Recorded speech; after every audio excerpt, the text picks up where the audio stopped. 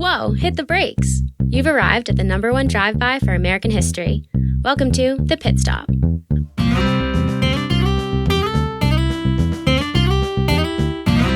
Brought to you by In the Past Lane, the podcast about history and why it matters.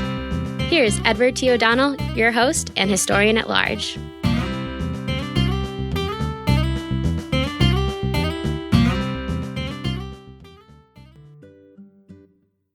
Hi, everyone. Welcome to The Pit Stop, your Monday morning source for history on the go in just about 5 minutes. We offer this mini feature every Monday, in addition to our regular full feature episodes. Okay, here's what happened in American history this week. Let's start with birthdays. It's a big week for presidents, starting with James Buchanan. He was born April 23rd, 1791, in Cove Gap, Pennsylvania. Not only was Buchanan one of the worst presidents in U.S. history, he's very likely the only gay president. April 23rd is also the birthday of a guy who almost became president. Stephen A. Douglas was born April 23rd, 1813 in Brandon, Vermont.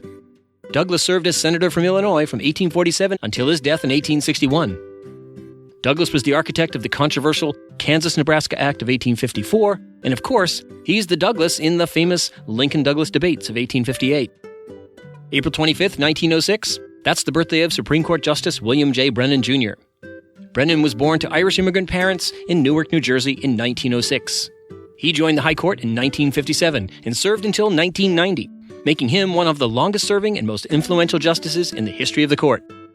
Brennan wrote many landmark decisions that protected individual freedoms, including Baker v. Carr, 1962, which established the one-person, one-vote doctrine. William J. Brennan once said, "All ideas even having the slightest redeeming social importance, unorthodox ideas, controversial ideas, even ideas hateful to the prevailing climate of opinion, have the full protection of the guarantees of the First Amendment." April 25th, 1908, that's the birthday of Edward R. Monroe, who was born in Guilford County, North Carolina. Monroe made a name for himself during World War II as a war correspondent, doing live radio broadcasts from the battlefields of Europe. Following the war, he became the nation's most prominent broadcast journalist.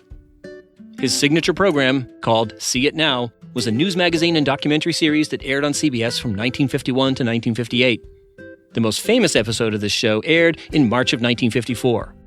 It offered a sharp critique of Senator Joseph McCarthy for his bullying behavior and his accusations against countless Americans that they were communists or communist sympathizers. That program exposed McCarthy as a dangerous fraud and effectively ended his political career. Edward R. Monroe had many things to say about the connection between democracy and the free press. He once wrote, "We must not confuse dissent with disloyalty. When the loyal opposition dies, the soul of America dies with it." April 27th, 1791, that's the birthday of Samuel F.B. Morse, who was born in Boston, Massachusetts. He was the inventor of the single-wire telegraph in 1844. It wasn't the first telegraph, but it was the first of its kind, and it revolutionized communications. Our second presidential birthday this week belongs to Ulysses S. Grant, who was born April 27th, 1822 in Point Pleasant, Ohio. April 27th is also the birthday of Coretta Scott King, who was born in Heiberger, Alabama in 1927. The wife of the civil rights leader Martin Luther King once said, "Struggle is a never-ending process. Freedom is never really won. You earn it and win it in every generation." And our third presidential birthday boy this week is James Monroe, the fifth president of the United States, who was born April 28th, 1758 in Monroe Hall, Virginia. Here are 3 fun facts about James Monroe.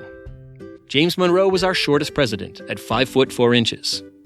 James Monroe was also the first president to travel by steamboat. And James Monroe also died on July 4th, 1831, 5 years after John Adams and Thomas Jefferson died on July 4th, 1826, the 50th anniversary of the Declaration of Independence. You just can't make this stuff up.